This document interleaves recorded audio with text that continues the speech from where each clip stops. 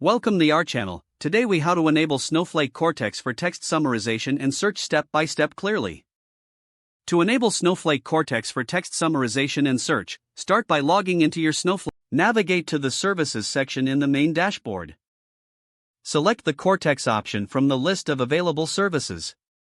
Once in the Cortex section, click on Enable Cortex.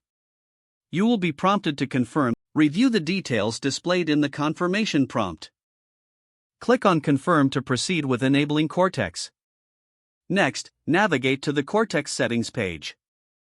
Here, you will see options for text summarization and search functionalities.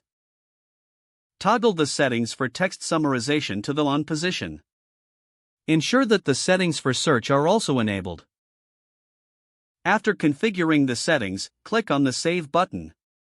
Once saved, go back to the dashboard to verify that Cortex is now active.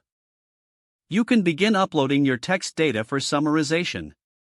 To initiate summarization, select the text files you wish to process. Submit the files through the Cortex interface for analysis. Monitor the progress of the summarization in the Jobs section.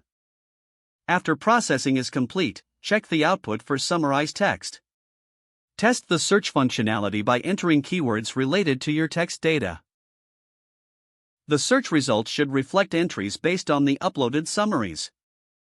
Congratulations, you have successfully enabled Snowflake Cortex for text summarization and search. If the page does not load, refresh the browser or try again in a private or incognito window. Make sure you are using the correct email address, then retype it carefully to avoid small typos. If your password is not accepted, use the reset option and create a new strong password you can remember. Check your spam folder for verification or security emails, then complete any requested confirmation steps. Enable two-factor authentication if available to improve account security and reduce unauthorized access risk. After signing in, review your profile details so your contact information and settings are accurate and current. If you see an error message, note it down and try again after restarting your device and internet connection. Log out when you finish, especially on shared devices, to keep your account and payment information secure.